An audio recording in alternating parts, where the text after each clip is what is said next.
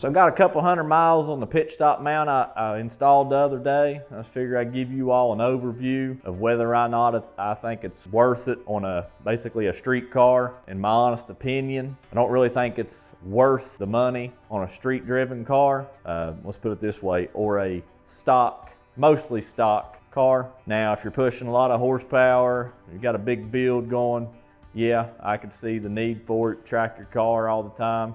Possible need for it. But as a standalone piece, I don't think it's worth it for the performance that you get out of it. And I like to compare it to like the shifter bushings. You change the shifter bushings, you can tell an immediate difference in the shifter performance. You know, you have that physical performance connection. With this modification of the pitch stop, about the only thing that you can really tell from inside the car is the NVH picks up. If you didn't know you had a rattle in your dash, you're definitely going to know you have a rattle in your dash after you install one.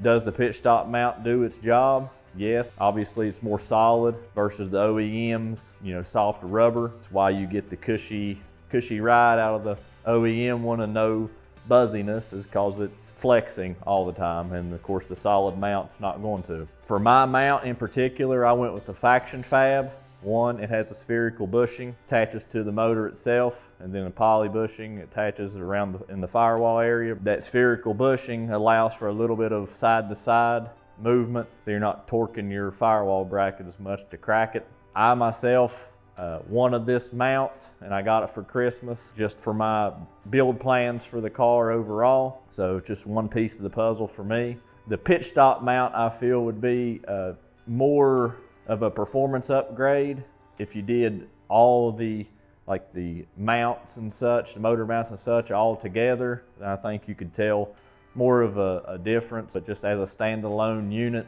I really don't think it's worth it. But if you like the video, please leave a like, and we'll see you later.